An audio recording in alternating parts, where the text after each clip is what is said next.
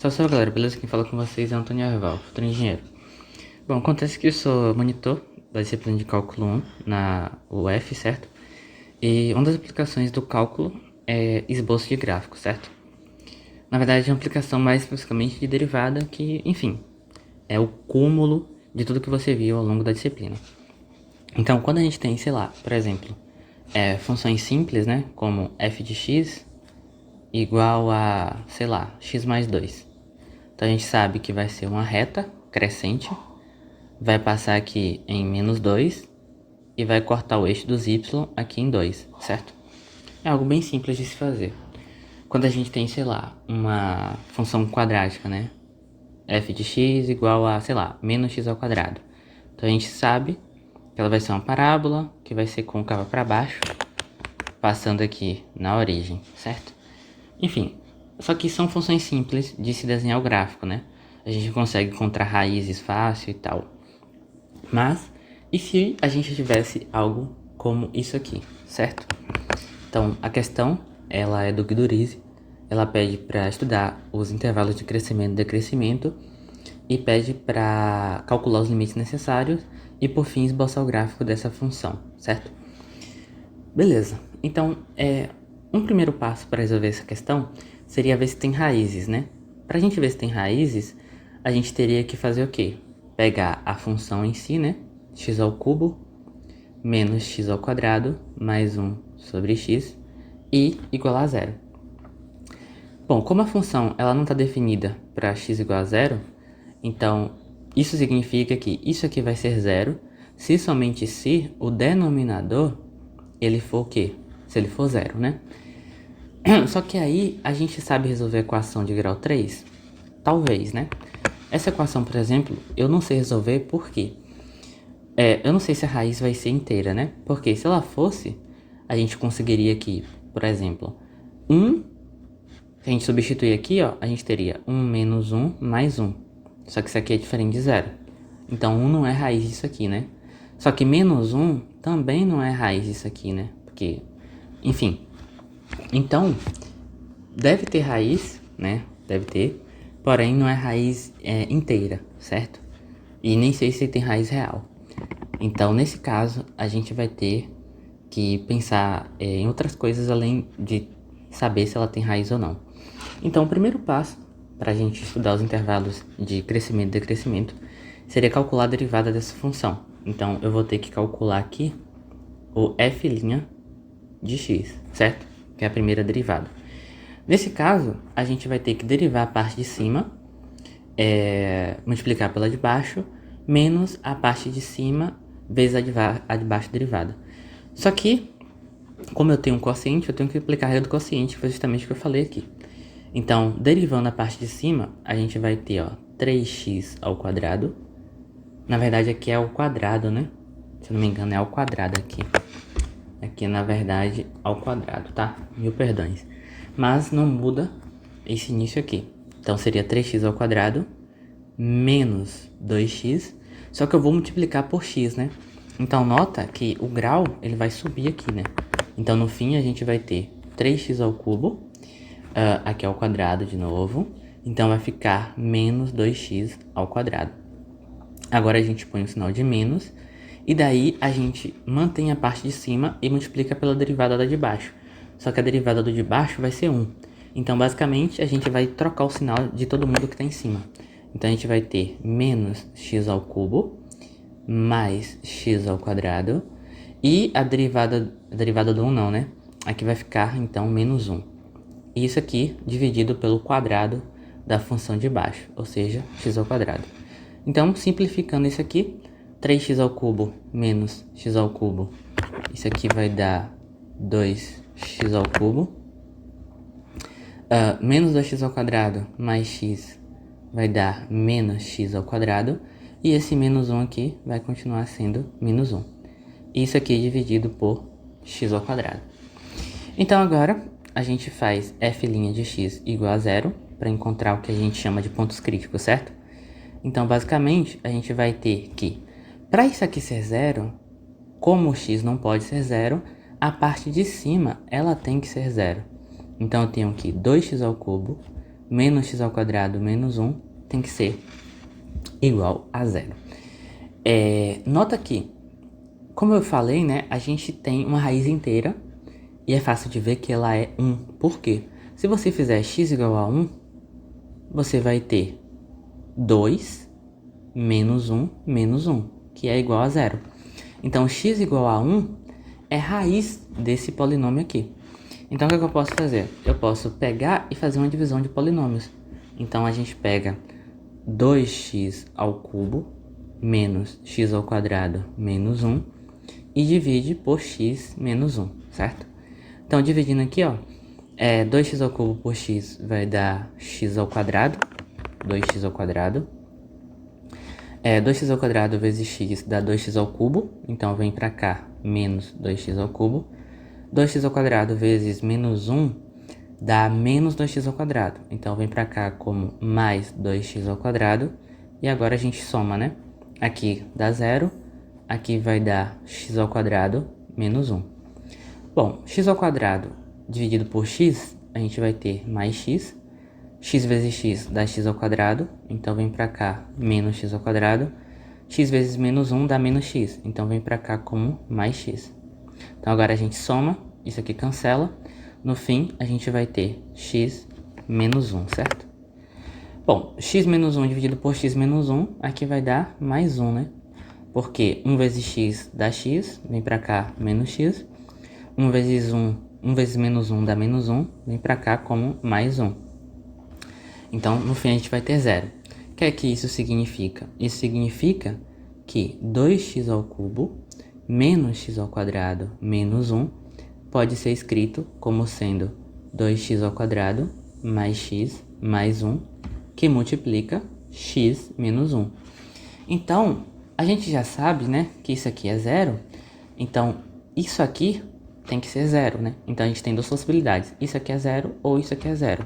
Então, a primeira seria que x menos 1 igual a 0. E, portanto, x igual a 1 seria uma raiz. Ou a gente teria que 2x ao quadrado mais x mais 1 igual a 0. Só que nota o seguinte. Vamos calcular o delta desse cara aqui. O delta vai ser 1 ao quadrado, que dá 1, menos 4 vezes 2 vezes 1. 1 menos 4 vezes 2 vezes 1 vai dar 1 menos 8, que vai dar um número menor que 0. Isso significa que essa equação aqui, ó, ela não tem raiz real, tá? Tem raiz complexa, mas como a gente está lidando com cálculo 1 e a gente não está lidando com números complexos, a gente vai considerar apenas o 1. Então, isso significa que o 1 vai ser o nosso único ponto crítico, certo? Então, agora, a gente precisa analisar, né, o intervalo de crescimento e decrescimento. Então, a gente tem que fazer a análise do sinal da derivada, né? Para quais valores de x a função ela é positiva, no caso a função derivada, e para quais valores de x a função derivada é negativa. Porque a gente sabe que a função ela vai ser crescente, né? Por definição, a gente sabe que f ela é crescente, onde a primeira derivada ela é maior que zero. E a função ela vai ser decrescente, onde a primeira derivada ela é o quê? Menor que zero, certo? Isso aqui é definição. Então, vamos fazer o seguinte. Eu vou fazer uma reta. Eu costumo fazer análise assim, tá? A gente faz uma reta e daí a gente vai colocar o ponto crítico aqui, que nesse caso é 1. Pensa comigo, se eu quero analisar o sinal da derivada, qualquer valor que você pegar aqui à direita do 1, o sinal da derivada ela vai ser sempre um valor específico. Então, por exemplo, se você pegar um número maior que 1 qualquer, certo? Diferente de 1. Então, se você pegar, por exemplo, sei lá, se você pegar 2, tá? Claro que esteja no domínio da função derivada. Então, se você pegar 2, você vai perceber que vai dar um valor e vai ter um sinal. Se você pegar qualquer número à direita do 1, diferente de 2 e diferente de 1, né? Você vai ter o mesmo sinal do 2, quando você fizer ali f' de 2. Então, assim, a gente consegue analisar o sinal da derivada pegando um valor à direita do ponto crítico e um valor à esquerda dele. Claro que esteja no domínio da função derivada, certo? Por que eu digo isso? À direita do 1, a gente pode pensar aqui, por exemplo, no 2. Então, se eu quero saber o sinal da derivada, eu calculo f' de 2. Ou seja, eu pego a função derivada, que a gente chegou aqui, ó, que é isso aqui. Então, eu vou substituir o x por 2. Então, nota que 2 ao cubo vai dar 8. Então, isso aqui vai dar 16 menos 4 menos 1 dividido por 4. Não me interessa o resultado que isso aqui vai dar. Só que eu sei que isso aqui é o quê? É maior que zero, né? Por que é maior que zero? Porque aqui em cima vai dar um valor positivo e o número positivo dividido por número positivo continua sendo um número positivo. E agora vamos pegar um valor à esquerda do 1. Eu poderia pegar o zero? Não. Por quê? Como é que eu calculo f' de zero? F' de zero, galera, ele não existe. Porque x igual a zero não faz parte do domínio, nem da função derivada, certo? Então, eu não posso pegar, por exemplo, o zero para analisar, certo? Então, a gente pega, por exemplo, menos 1. F' de menos 1 está definido, então a gente calcula f' aqui de menos 1. Então, nota que eu vou ter menos 1 mais 1 sobre menos 1. Então, aqui em cima vai dar menos 1, e embaixo continua sendo... Na verdade, embaixo não vai ser menos 1, tá? Porque é menos 1 ao quadrado, né? Então, aqui vai ser 1. Então, em cima vai dar menos 1, embaixo vai dar 1, e isso aqui vai dar menos 1. Então, isso aqui é o quê? Menor que zero, né? Então, aqui a gente tem um sinal negativo. Então, galera, aqui a gente já estudou os intervalos de crescimento e decrescimento. Por quê? Se a direita do 1 ela é positiva, o sinal da derivada, e a esquerda é negativa, significa o quê? Que f ela é crescente para qualquer x à direita do 1. Ou seja, é crescente para todo x maior do que 1, certo? Ou eu posso dizer assim, que f é crescente em menos, melhor, f é crescente de 1 até mais infinito. E, da mesma forma, f é decrescente onde? F é decrescente para todo x menor que 1. Claro que aqui a gente tem que incluir, né? Diferente de zero também, né? Diferente de zero. Ou seja, a gente pode colocar aqui de menos infinito até o 1. Claro que a gente não está incluindo o zero aqui, tá? Então, a gente exclui aqui o zero, beleza? Porque a função ela não está definida em x igual a zero. Então a gente já tem intervalo de crescimento e decrescimento. A gente poderia fazer a segunda derivada, né, para ver se tem pontos de inflexão. Só que a questão ela pede para usar apenas crescimento e decrescimento e limites necessários, né? Então a gente não vai calcular aqui concavidade e inflexões ainda, tá? Beleza, então outra coisa que a gente pode notar interessante aqui é o cálculo dos limites propriamente dito, né? Que a função pede para fazer, a questão pede. Então a gente calcula o limite da função de quando x tende a mais ou menos infinito. Então vamos calcular aqui, x ao cubo menos x ao quadrado mais 1 sobre x. Bom, para resolver esse limite é bem simples, né? Como a gente já sabe cálculo, a gente poderia ignorar todos os valores de menores potências, né? Então a gente consideraria apenas x ao cubo sobre x, então daria x ao quadrado, e x ao quadrado, quando x vai para infinito, isso dá infinito, beleza? Mas, para a gente ser formal, né, a gente teria que fazer o cálculo do limite na prova da seguinte forma: colocaria o x ao cubo em evidência, aqui ficaria então 1 menos 2, aqui é x ao quadrado, né? Dividido por x ao cubo mais 1 sobre x ao cubo, que está dividido aí por x, beleza? Então a gente sabe que quando x vai para infinito, isso aqui vai dar zero. Então no fim a gente teria x ao cubo sobre x, que daria x ao quadrado. Então a gente tem limite de x tendendo a infinito de x ao quadrado. E isso aqui vai dar o quê? Vai dar infinito, né? E o professor de cálculo 1 costumava dizer que infinito ao quadrado é infinito mais rápido ainda, certo? Só que nota, galera, que quando você for calcular o limite da mesma função quando x tende a menos infinito, o raciocínio vai ser análogo, né? Porque vai simplificar a x ao quadrado. Só que x ao quadrado, quando x vai para menos infinito, isso aqui vai dar infinito também, né? Porque a gente vai ter infinito, menos infinito vezes menos infinito, que dá infinito positivo, certo? Só que assim, a questão, ela pede ali, né, pra gente calcular os limites necessários, né? Então nota que ele não pede para calcular apenas esses dois limites. Por quê? Se eu tivesse uma função polinomial, né, sem função quociente, né, sem fração, eu já conseguiria afirmar que não teria assíntota vertical, né?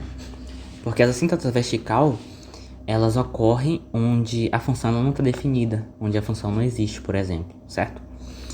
Nesse caso, uma função polinomial, sei lá, de grau 2, né, uma função simples ali, sem fração, ela vai ser definida para todos os reais, né? Então, não vai ter assíntota vertical, né? E muito provavelmente também não vai ter assíntota horizontal, tá? Então, esses dois limites aqui, quer dizer, pode ter assíntota horizontal, tá? Mas não é sempre. Então, esses dois limites aqui, ó, eles não são os únicos limites necessários. Por quê? Essa função aqui, ela pode ter assíntota vertical. E como é que a gente verifica isso? A gente calcula o limite da função de quando o x tende a valores que dão problemas para o domínio da função. Que nesse caso aqui seria zen. Seria o zero, né? Seria o zero. Só que daí a gente vai ter que fazer o cálculo bilateral, né? Ou seja, pela direita e pela esquerda, certo? E ver se o resultado vai ser o mesmo. Então a gente calcula aqui, ó, o limite de x tendendo a zero pela direita da função x ao cubo menos x ao quadrado mais 1 dividido por x. Bom, a grosso modo, galera, isso aqui vai dar o quê? Vai dar 0 menos 0 mais 1 dividido por 0. Só que aqui é 0 mais. Então, no fim, isso aqui vai ser o quê? Vai ser 1 sobre 0 mais. E 1 sobre 0 mais, a gente sabe que dá o quê? Dá infinito. Então, nota que, de forma análoga, se você calcular o limite da função quando x tende a 0 pela esquerda, o resultado seria parecido, né? Só que ia mudar aqui embaixo, seria o quê? 0 menos. E 1 sobre 0 menos é menos infinito. Então, o que é que isso significa? Que essa função, ela admite assíntota vertical. Ou seja, a gente tem que a assíntota vertical é em x igual a 0, certo? Então, aqui a gente tem uma assíntota vertical, né? Beleza. Então, a gente tem quase todos os dados necessários ali, só que tem uma outra coisa que a gente poderia fazer, né? Por exemplo, esse 1 aqui, ele é um ponto de mínimo. Por quê? Eu sei que ele decresce à esquerda e cresce à direita. Então, ó, esse cara aqui é um ponto de mínimo, tá? Então, a gente pode, por exemplo, calcular f de 1 para a gente saber qual vai ser o valor mínimo. Então, a gente calcula aqui, ó, f de 1. Então, substituindo x por 1, a gente vai ter 1 menos 1 mais 1 sobre 1. E quanto é 1 menos 1 mais 1 sobre 1? Vai dar 1, né? Exato. Então, eu sei que esse 1 aqui é um ponto de mínimo e, portanto, esse 1 aqui é um valor mínimo, certo? Então, a gente já tem todos os dados suficientes para fazer o esboço desse gráfico, tá? Então, vamos fazer aqui o eixo do y, aqui o eixo do x. Beleza, então a primeira coisa é a gente marcar o ponto crítico, né? Então a gente viu que o ponto crítico aqui é 1, então vamos supor que 1 esteja aqui mais ou menos, e aqui esteja o outro 1. Então aqui a gente marca, a gente já sabe que a curva, ela passa por aqui. Só que, olha o seguinte, a gente viu que quando o x tende a 0 pela direita, a função ela vai para mais infinito, ou seja, quando a gente se aproxima do zero por esse lado aqui, ó, a gente vai ter que a função ela vai subir. Só que eu sei que esse cara é um ponto de mínimo. Então, a única possibilidade dela ir para mais infinito, tendo zero pela direita como assíntota, é ela subir a partir daqui, né? Então, essa curva, ó, ela vai se aproximando do x igual a zero, certo? E vai nunca tocar o eixo dos y, né? Já que a gente tem uma assíntota ali. Então, essa curva ela vai ter esse comportamento nesse intervalo aqui, certo? Agora, quando o x tende a zero pela esquerda, ela tende a menos infinito. Só que aí, galera, olha o seguinte. X tendendo a zero pela esquerda. Aí você pode pensar, então vai ser algo mais ou menos assim. Não dá para afirmar, tá? Não dá para afirmar porque a gente não sabe qual é a imagem dos valores que estão aqui. Então, a gente pode pegar, por exemplo, funções auxiliares, imagens auxiliares, né? Então, poderia pegar, por exemplo, f de menos 1. Então, qual é o correspondente de f de menos 1? Então, a gente calcula aqui, ó. A gente teria menos 1, menos 1. Na verdade, seria menos 1, mais 1, dividido por menos 1. Então, eu teria menos 1 sobre menos 1, que daria 1. Então eu sei que quando x é menos 1, y vai dar 1. Ou seja, a curva, ela também vai passar aqui, ó.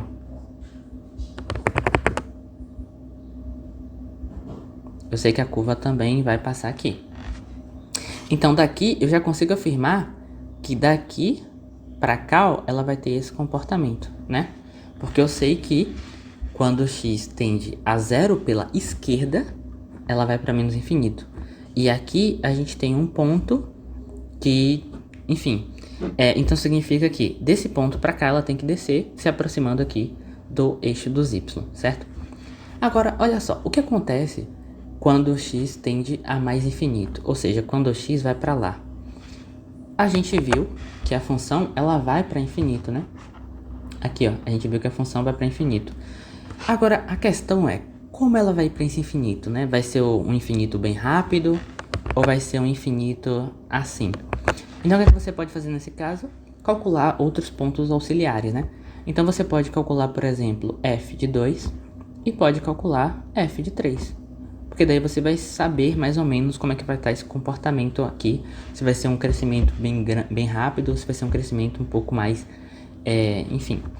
Então, calculando aqui f de 2, a gente vai ter 8 menos 4 mais 1 sobre 2.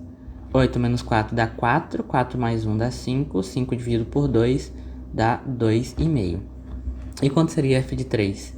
Seria 27 menos 9 mais 1 sobre 3. Isso aqui vai dar 18 mais 1, né? Dá 19 sobre 3. Nota que 19 sobre 3 é como se fosse 18 dividido por 3, que dá 6, mais 1 dividido por 3, que daria ali aproximadamente 0,3, né?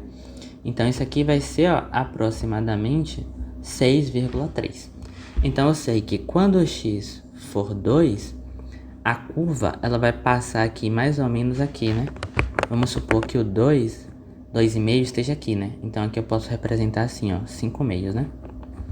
Então, eu sei que quando o x for 2, ela vai passar aqui nesse ponto, ó. Então, a gente marca aqui. E quando o x for 3, então mais ou menos aqui, ela vai passar em 6,3, né? Então, vamos supor que o 6,3, né, que é o 19 terços, esteja mais ou menos aqui, ó. Então, a gente já sabe, então, como vai ser o comportamento aproximado pro lado direito, né? Calma aí, deixa eu fazer aqui um pouco mais alinhado. Beleza. Então, eu sei que essa curva, ela vai passar aqui nesses pontos, ó. Tá, deixa eu melhorar isso aqui, porque não ficou tão... Nossa, tá. Mano, eu tenho dificuldade em fazer isso por conta de minha coordenação. Beleza, então eu sei que esse vai ser o comportamento aqui da função, né? Pelo menos na parte do primeiro quadrante, tá? E agora, o que vai acontecer? Aqui eu poderia até prolongar um pouquinho mais, né? Esse cara aqui pra baixo. Mas enfim, a gente sabe que é uma assíntota. Agora, como vai ser o comportamento daqui para a esquerda, né? Quando o x tende a menos infinito, ou seja, quando o x vai para cá, a função ela vai para mais infinito, né? Aqui, ó. Quando o x tende a menos infinito, ela vai para mais infinito. Então, essa curva ela vai ter que ir subindo, certo?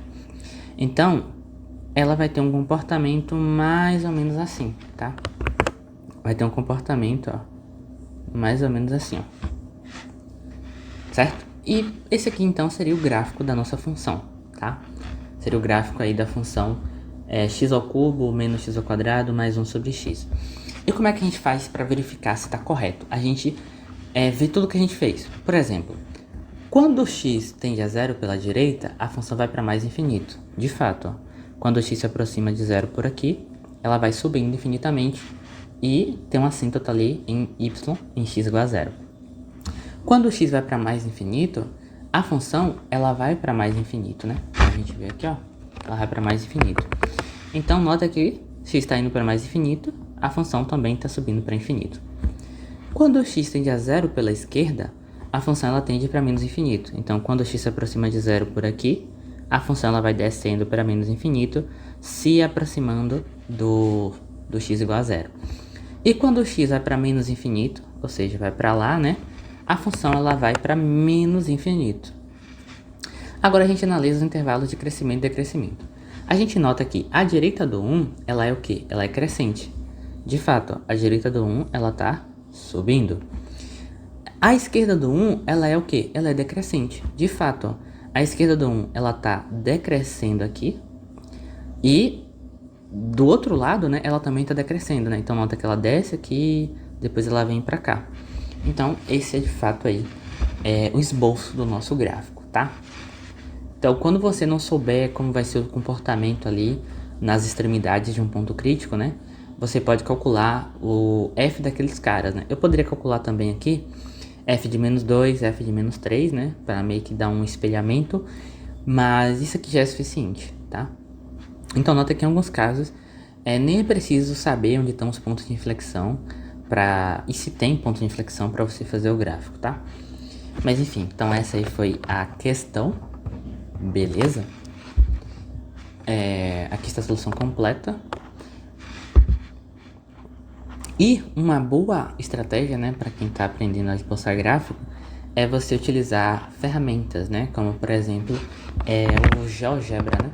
Você pode usar aqui, ó, o GeoGebra e colocar a função, tá? Eu já fiz o teste aqui para confirmar se meu gráfico estava certo, né? Porque o vídeo já tem 27 minutos, então imagina aí você fazer um vídeo de 27 minutos e depois perceber que está errado. Então eu faço o esboço da função e depois eu costumo conferir para ver se está correto, tá? Então vamos colocar aqui a nossa função, né? Que salvo engano ela é o que? Ela é x ao cubo menos x ao quadrado mais 1. Claro que isso aqui tá dentro do parênteses, né? Então aqui, ó, x ao quadrado mais 1. Isso aqui tudo que tá dividido por x, certo? Beleza. Então aí você dá um enter. E daí ele faz aqui ele faz aí, né, o esboço do gráfico para você, tá? Então, de fato, isso aqui eu não sei exatamente se é um ponto de inflexão, tá? Parece ser um ponto de inflexão? Não, não parece ser um ponto de inflexão. Tem que se atentar a isso, né? No meu gráfico tá parecendo que é um ponto de inflexão. O que é que eu teria que fazer então? Eu teria que deixar mais suave, né? Porque aqui parece que a concavidade está para cima, que a concavidade está para baixo. Então, assim, não é um erro, tá? Mas lembre-se, galera, isso aqui é esboço de gráfico. Mas, enfim, o ideal seria fazer essa curva um pouco mais suave, né? Então, é um crescimento que não vai dar tão impressão assim que é inflexão, tá? Eu tenho essa dificuldade. Aqui ainda tá parecendo que é ponto de inflexão. Então, cara, é complicado pra mim fazer isso, cara. Então a gente pode, assim, poderia deixar assim, tá? Quanto mais suave, melhor, cara. Eu ainda não consigo fazer como se não fosse um ponto de inflexão, tá? Aqui, ó, acho que agora ficou melhor.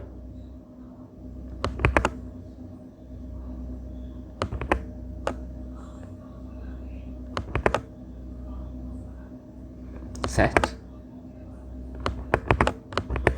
Tentar sempre ser o mais suave possível. Claro que aqui tem um formato mais curvo, né? Enfim. Então, basicamente, esse aí seria o gráfico da função conforme a gente está vendo aqui. Então, deixa eu vir mais para aqui. Não vai fazer tanta diferença não, tá? Beleza? Então, é isso.